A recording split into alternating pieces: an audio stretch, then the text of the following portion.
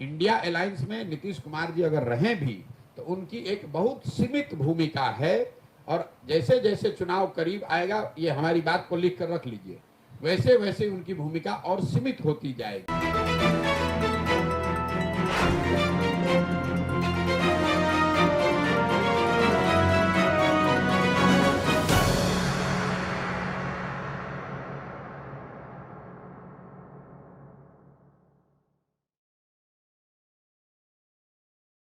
India alliance में नीतीश कुमार जी अगर रहें भी तो उनकी एक बहुत सीमित भूमिका है, और जैसे जैसे चुनाव करीब आएगा, ये हमारी बात को लिख कर रख लीजिए, वैसे वैसे उनकी भूमिका और सीमित होती जाएगी और चुनाव के बाद खत्म हो जाएगी।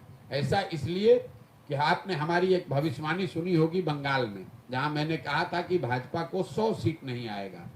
मैं आपको बिहार के नजरिए से एक भविष्यवाणी कर देता हूं कि और कुछ हो चाहे नहीं, इतना मैं बिल्कुल विश्वास से कह सकता हूं कि अगले लोकसभा चुनाव में जदयू के सिंबल से, तीर छाप के सिंबल से लड़ने वाले 5 लोग भी चुनाव नहीं जीत पाएंगे।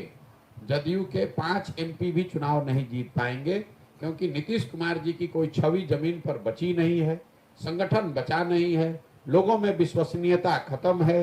बार बार राजनीतिक पाला पलटने से गांव गांव में लोग उन पर हंसी उड़ा रहे हैं कि लोग ये समझ चुके हैं कि किसी जमाने में सुशासन बाबू के नाम से जाने वाले नीतीश कुमार, आज उनकी प्राथमिकता सिर्फ और सिर्फ ये है कि मैं किस तरह मुख्यमंत्री बना रहा हूं। तो इंडिया अलायंस की चर्चा और चिंता आप मत कीजिए। नीतीश कुमार की और जदयू के नेताओं की चिंता ये होनी चाहिए कि लोकसभा चुनाव के बाद उनका दल बचेगा कि नहीं बचेगा। चिंता का कारण वो है, चर्चा उस पर होनी चाहिए। आप बहुत बड़े स्तर की बात कर रहे हैं जो कि उनके पहुंच के बाहर की बात है।